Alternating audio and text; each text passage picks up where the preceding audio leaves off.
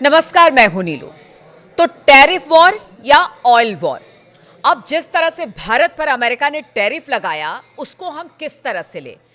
क्या किस तरह की मंशा के साथ आखिर भारत पर टैरिफ लगाया गया? अब ऐसे में जो दो दोस्त हैं भारत के, खासतौर पर ईरान और रूस की बात यहां पर सामने आ रही है, इसको हम किस तरह से, ये टैरिफ है या ऑयल वॉर है? क्योंकि बात बार बार आकर तेल पर रुक रही है। देखिए बात जो है वो असल में ऑयल वॉर की है। टैरिफ तो खैर ठीक है, टैरिफ का तो बहाना है। असली वॉर ऑयल वॉर है। और अगर आप उसको सरल भाषा में समझें तो ईरान के साथ अमेरिका का एक ऑयल वॉर शुरू हो गया है। और जिसमें एक बड़ी जो बात अमेरिका को खटक रही है वो ये कि भारत और रूस दोनों ईरान से तेल खरीद रहे हैं, दोनों ईरान से पेट्रोकेमिकल्स खरीद रहे हैं। रूस भी खरीद रहा है और भारत भी खरीद रहा है। ये बात अमेरिका को अच्छी नहीं लग रही। एक तीर से दो निशाने की कोशिश है। अब आप समझिए ध्यान से कि कल क्या हुआ।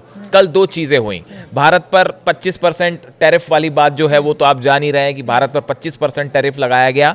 लेकिन इसके साथ ईरान में एक बहुत बड़ी ईरान को लेकर बहुत बड़ी खबर आई है। अब आप इसको समझिए ध्यान से कि क्या होता है और उसका भारत के टैरिफ से कैसे कनेक्शन है। देखिए खबर क्या है। The United states on Wednesday imposed sweeping new sanctions over 115 individual entities and vessels linked to Iran.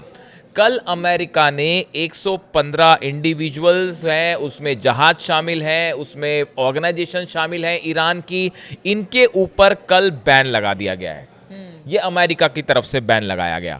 The new sanction specifically target the shipping network of Mohammad Hossein Shamkhani, the son of Ali Shamkhani and adviser to supreme leader Ayatollah Ali Khamenei. अच्छा, अब आप समझिए इस बात को, जो 115 लोगों पर, 115 कंपनीज पर, ऑर्गेनाइजेशंस पर, इंडिविजुअल्स पर, जहाजों पर कल अमेरिका की तरफ से ईरान के ऊपर जो प्रतिबंध लगाया गया, उसमें सबसे बड़े निशाने पर कौन था?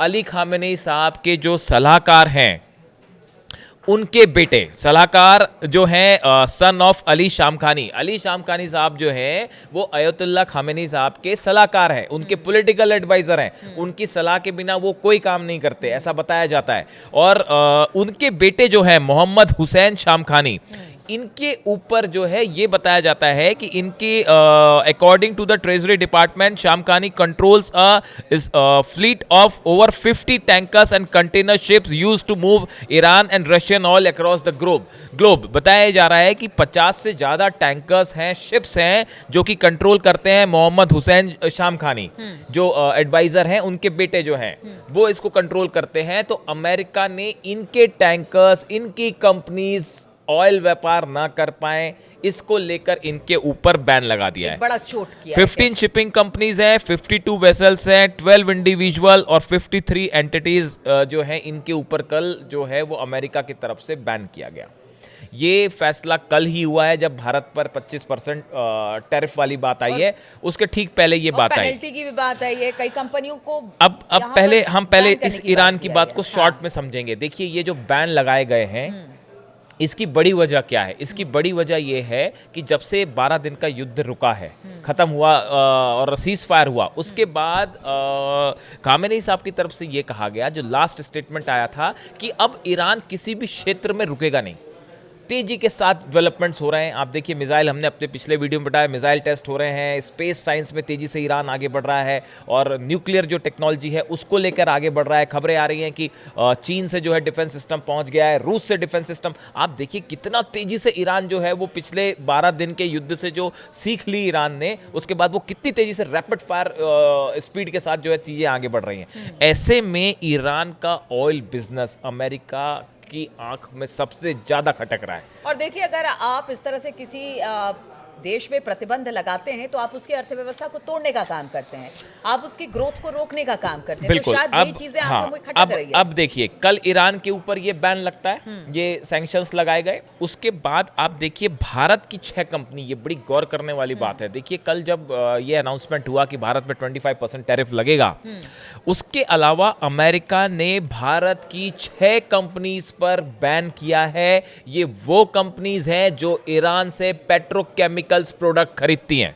अब देखिए इसमें अल केमिकल सॉल्यूशंस प्राइवेट लिमिटेड है, जिसने $84 मिलियन से ज्यादा का पेट्रोकेमिकल प्रोडक्ट्स खरीदे हैं बिल्कुल ईरान के साथ। दूसरी company global industrial chemicals limited, global industrial कहलाती है।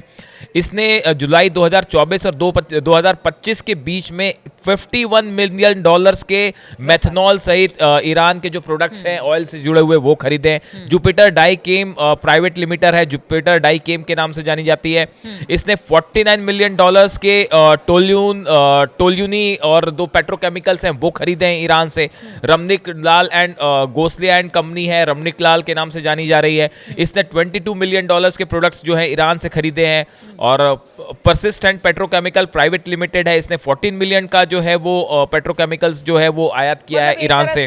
उन्हीं कंपनियों और कंचन पॉलीमर, तो इसने जो है वो पॉलीथीन होती है $1.3 मिलियन की, जो पॉलीथीन ईरान में बनती है वो खरीदी।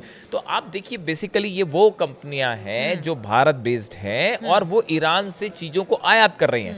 ये बात अमेरिका को समझ नहीं आई, तो 25% जो टैरिफ लगा वो सो लगा, उसके साथ इन कंपनीज को भी बैन किया गया। यानी मैसेज साफ था कि टैरिफ जो हमने शुरुआत की, टैरिफ तो बहाना है, असली मामला जो है वो पेट्रोल और पेट्रोकेमिकल वॉर जो है वो शुरू हो गया है। अब देखिए इसके साथ दूसरी एक और जो बड़ी खबर है, अगर हम ये बात करें कि सोशल मीडिया पे पोस्ट किया अपना मैसेज, उसमें ट्रंप क्या कहते हैं ये भी समझने की जरूरत है। उन्होंने भारत पर 25% टैरिफ लगाने की घोषणा करते हुए कहा, हम हिंदी में पढ़ रहे हैं, भारत हमारा दोस्त है लेकिन हमने पिछले कई सालों में उसके साथ ज्यादा कारोबार नहीं किया है क्योंकि उनके टैरिफ बहुत ज्यादा है। साथ ही उसके पास गैर आर्थिक व्यापारिक रुकावटें भी बहुत सख्त और परेशान करने वाली हैं। इसके अलावा भारत हमेशा से अपनी ज्यादातर सैन्य चीजें रूस से खरीदता है और चीन के साथ रूस का सबसे बड़ा तेल खरीदार है। ये सब तब हो रहा है जब हर कोई चाहता है कि रूस यूक्रेन में जंग बंद करे। ये सब ठीक नहीं है, इसलिए भारत को 1 अगस्त से 25% टैरिफ देना होगा और ऊपर बताई गई जो चीजों की वजह से पेनल्टी भी लगेगी। इस पर ध्यान देने का शुक्रिया।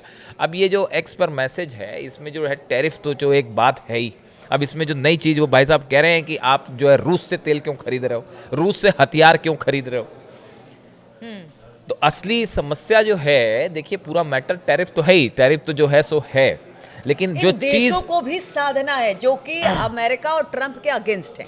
अब देखिए यहाँ पे जो अमेरिका को बात नहीं समझ आ रही, अमेरिका जिस बात से परेशान है या चिंतित है वो है भारत और ईरान का ऑयल जो बिजनेस है वो, और भारत और रूस का ऑयल बिजनेस।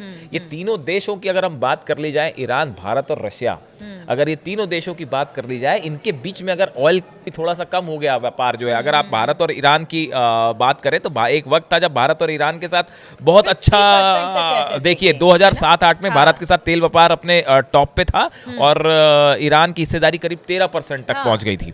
2018-19 में भारत ने $12.3 अरब का जो है वो ऑयल व्यापार किया है। भारत की सरकार ने हमेशा कहा कि भाई हमारी जो है with foreign policy, independent foreign policy, हम किसी के दबाव में काम नहीं करेंगे। और ये भी तो है कि हमने भारत के नागरिकों की हित की बात भी भारत करता है, नेशनल इंटरेस्ट। बिल्कुल बिल्कुल, अगर सस्ता तेल ईरान मुहैया करा रहे हैं या रूस मुहैया करा रहा है तो हम क्यों ना इनके पास जाए। भारत ने ईरान से भी देखिए 2018-19 में भारत ने $12.3 अरब का जो है तेल खरीदा ईरान से। यानी ईरान के साथ भी भारत ने बिजनेस किया और रूस के साथ भी किया, भले अमेरिका उसका विरोध करता रहा हो। अब इसके बाद देखिए और दूसरी एक और चीज समझने वाली है कि अब ये जो 25% टैरिफ की बात है, ये जो टैरिफ जो है इससे बताया जा रहा है कि भारत की जीडीपी को कुछ नुकसान होगा, 0.2 से 0.5% तक अफेक्ट हो सकती है। अब ये कौन से सेक्टर्स हैं, इसमें ऑटोमोबाइल्स हैं, auto parts, steel, aluminium, smartphone, solar modules हैं, मरीन प्रोडक्ट्स हैं, जो रत्न होते हैं मतलब ज्वेलरी होती है, और इस तरह की जो प्रोसेस्ड फूड है, और कृषि उत्पाद है, ये इसमें शामिल है। फार्मास्यूटिकल, सेमीकंडक्टर और क्रिटिकल मिनरल्स को इससे बाहर रखा गया है। अब देखिए इसमें बड़ी बात यह है, जहां मामला भारत के साथ फंसा है वो फंसा है एग्रीकल्चर और प्रोसेस्ड फूड को लेकर। देखिए डेयरी इंडस्ट्री जो है, भारत का कहना ऐसा है यही बात असल में कुछ कुछ हद तक ईरान और रूस पे भी लागू होती है। देखिए, भारत का कहना ऐसा है कि भाई हमारे यहाँ जो फार्मर्स हैं, हमारी बहुत बड़ी इंडस्ट्री किसानों की जुड़ी हुई है, फार्मर्स से जुड़ी है, डेयरी प्रोडक्ट पे काम करते हैं वो, और हर हालत में भारत को उनके हितों का ध्यान रखना है। अगर हम अपना डेयरी मार्केट अमेरिका के लिए खोल दें, या हम अपना बेसिक जो फूड है, गेहूं, चावल, अगर अनाज हम अमेरिका के लिए खोल दें, तो हमारे किसानों के लिए दिक्कत पैदा हो जाएगी। भाई हमारे जो किसान पैदा करते हैं उनके लिए दिक्कत हो जाएगी, जो शॉपकीपर्स है उनके लिए दिक्कत हो जाएगी। तो भारत उस पे अपनी शर्तों के हिसाब से, अपने नेशनल इंटरेस्ट के हिसाब से आगे बढ़ रहा है। वो हाल हो गया ट्रंप का, जैसे दो दोस्त होते हैं, तीसरा एक व्यक्ति होता है, अगर मैं उससे बात ना करूं तो आप भी उससे बात ना करें।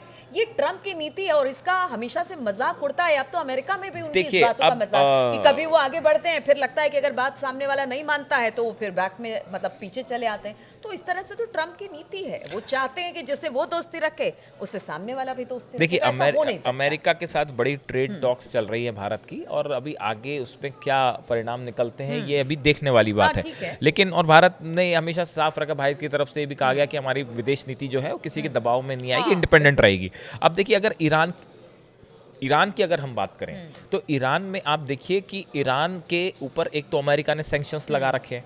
अब देखिए, ये जो 12 दिन की लड़ाई होती है, इस 12 दिन की लड़ाई में आप मिलिट्री के स्तर पर, सेना के स्तर पर, एयरफोर्स के स्तर पर तो आप ईरान का कुछ नहीं कर पाए।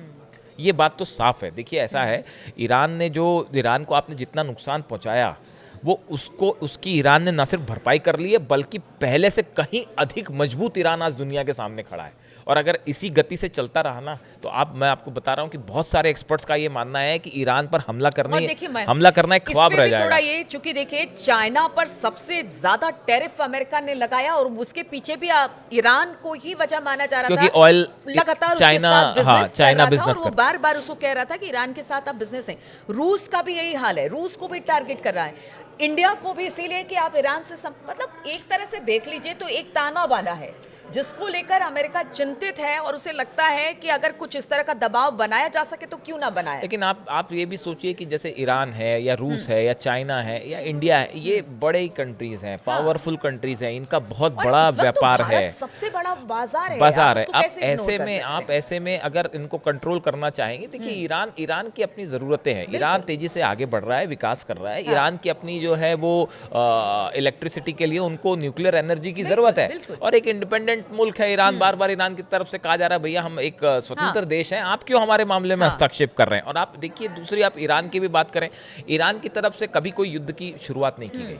पिछले बार भी हमने देखा कि युद्ध जो है वो इजराइल की तरफ से शुरू किया गया, ईरान ने शुरू नहीं किया युद्ध। और आप देखें, ईरान का जो स्टैंड है वो भी बड़ा कंसिस्टेंट है, वो अपनी बातों से बदल नहीं रहा है। मतलब आप अगर पिछले कुछ 6-8 महीने के बयानों को अगर एनालिसिस करें, हमने कोशिश करी इसको एनालिसिस करने की, तो ईरान अपनी बात पे कायम रहता है। सिर्फ ये कह रहा है कि आपकी दादागिरी नहीं चलेगी। ऐसा नहीं है कि सुबह कुछ बयान दिया, दोपहर को कुछ दिया, और रात होते होते ईरान ने कभी ऐसा नहीं किया। ईरान ने पहले दिन से कहा, भैया हम अपना न्यूक्लियर प्रोग्राम किसी के लिए नहीं रोकेंगे, और हम पीसफुल प्रोग्राम है, हम बम नहीं बना रहे। और वो उस पे शुरू से कायम है। उन्होंने कहा हम अपना एनरिचमेंट नहीं रोकेंगे, वो उस पे शुरू से कायम है। और देखिए, ये तो हर देश के लिए लागू होता है, चाहे वो ईरान हो, रूस हो, भारत हो, सब अपने लोगों की बात करते हैं, अपने देश की बात करते हैं। ट्रंप के कहने पे वो सारी चीजें नहीं, अब रूस से दोस्ती है, ईरान से दोस्ती, तो आप तोड़ नहीं सकते अगर लंबे समय से ये सारी चीजें चली आ रही है। देखिए, अब कुल मिला के इसका जो सारांश है वो निकल के ये आ रहा है कि ईरान का जो ऑयल पावर है ये अमेरिका के लिए एक बड़ा चिंता का विषय बना हुआ है,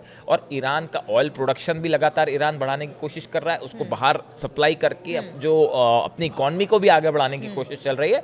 अमेरिका इसको रोकने में लगा हुआ है, उन देशों पर बैन टैरिफ लगाने में लगा हुआ है, और फाइन लगाने में हुआ है जो ईरान से तेल खरीद रहे हैं। तो ये टैरिफ की आड़ में एक बड़ा गेम ऑयल वॉर जो है मिडिल ईस्ट में, जैसे जानकार मानते हैं, इसका खामियाजा अमेरिका को, खामियाजा पूरे मुल्क, पूरी दुनिया की इकोनॉमी को होगा। इसकी आजकल ऐसा नहीं हो सकता कि आप किसी एक देश की इकोनॉमी को अलग छोड़ दें और दूसरे देश की, पूरे दुनिया की इकोनॉमी डिपेंडेंट है एक दूसरे पर। तो ऐसे में इसका नुकसान सबको होगा, और ये बात समझनी होगी। और कुल मिला के जो मॉरल ऑफ द स्टोरी हमारे हिसाब से है कि ये टैरिफ वॉर से बड़ा एक ऑयल वॉर है जो मिडिल ईस्ट में अब ईरान और अमेरिका के बीच शुरू हो गया है, जिसमें कौन किसके साथ है और कौन कितना आगे बढ़ता है ये कुछ दिनों में सामने आएगी। चलिए, तो ये ऑयल वॉर है, ये टैरिफ वॉर है, इस पर हम सोचते हैं कि आप जरूर अपनी राय रखें कि आप इसे किस तरह से देखते हैं, क्योंकि इस वक्त जो ट्रंप कर रहे हैं और जो धड़ाधड़ टैरिफ लगा रहे हैं, उसको लेकर बाकी देश के बीच में ये चर्चा का विषय है, लेकिन देखिए इससे नुकसान तो सभी को हो रहा है।